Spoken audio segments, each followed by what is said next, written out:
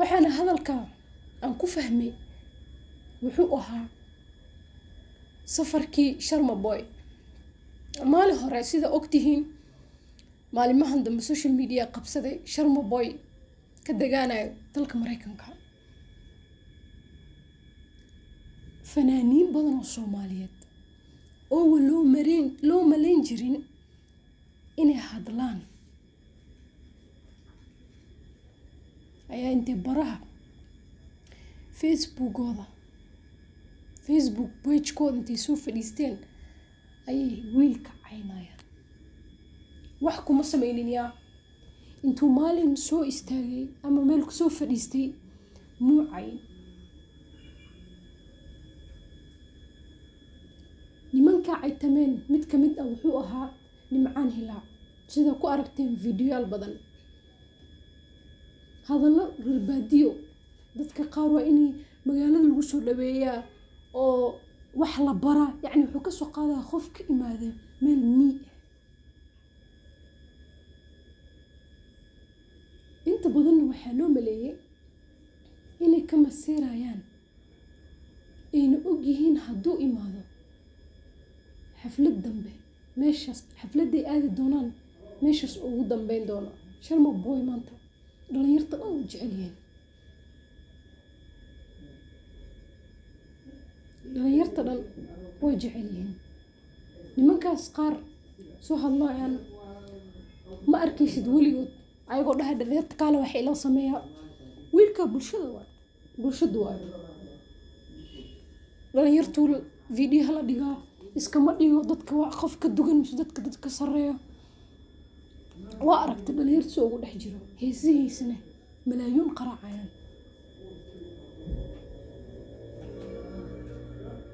markuu Mareykanka aaday gabdho badan fanaaniin ah iyo rag aana dhihi jirin waa hadlaan yaa qof walba hadal dur kaniisada geysay, dadka kala geysay, qofkaasaa geysay, gabadhii ha garanaysay dhar noocaasay qabtay sida ayagoo malaa'ig ah.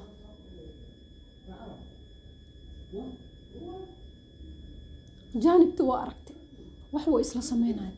fanka waa xaraam, diinta islaamka hees ma ogolo. ayadoo sida ay ogyihiin dambiyaal kale ayay ku darsanayaan. for example isma caawiyaan markuu dhibaato ku dhaco Soomaaliyey ayay dhahaan. intaasoo sano fanka ku jireen, intaasoo sano dambiga ku jireen. maanta kuwan aan ka hadlayo Nimcaan Hilaac iyo dadkan kale way ka weyn yihiin Sharma Boy.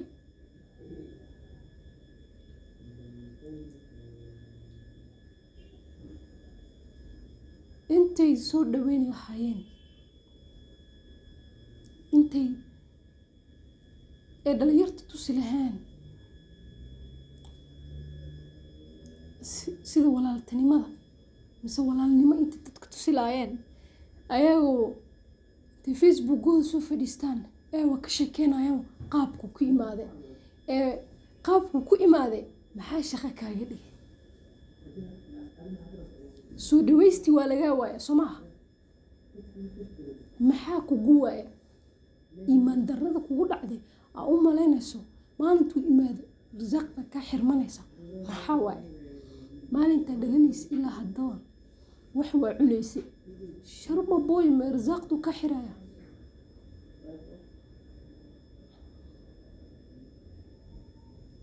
dad badan Nimcaan Hilaac way la yaabeen.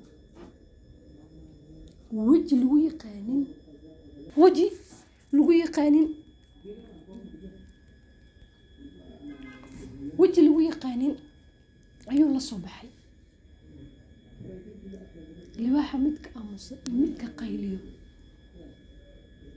waxaa la dhahay iska fiiriya midka aamusan. dad badan fans badan ayaa afka qabsadeen fiidiyowgaas markuu Facebook-giisa soo dhigay. qaarkood waxay dhaheen kaniisada keentay, qaarkood waxaa keeneen kuwii qowmu Luud ayaa keeneen. uu asagana soo fadhiistay uu dheh ani eedadayda macaan walaalahayga ayaa i keeneen. wuxuuna u tagay waxaa waaye rag badan ayaa u hanjabeen, naftiisa ayuu la cararay. si walbaa meel ku dhalatay, ku barbaartay, haddaad nabad ku helaynin waad iskaga cararaysaa. naftiisa ayuu la cararay si maalin walba loo soo hanjabaayey, maalin walbo waraqada loo soo qoraayey, maalin walbo la caynayey ayuu Ilaahay soo baxsiiyey. maanta noloshiisa xagga wuxuu ku samaysanayaa waxyaalo badan uu ka qabsanayo, uu inta ka cabsanayo ayuu ku samaysanayaa.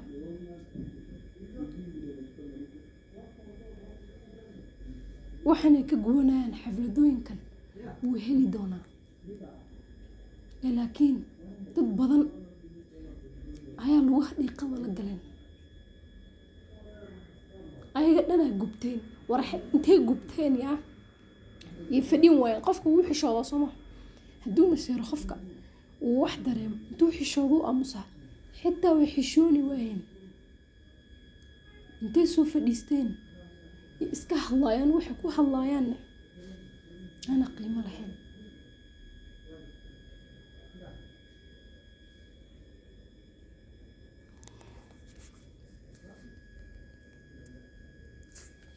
ayna qiimo lahayn. qofka geeyey suu ku aaday maxay macno leedahay? miyaa inuu qof weyn intuu soo fadhiisto uu ka hadlo qof dhan suu u imaaday? miyayna shaqo la-aan ayaa jirta?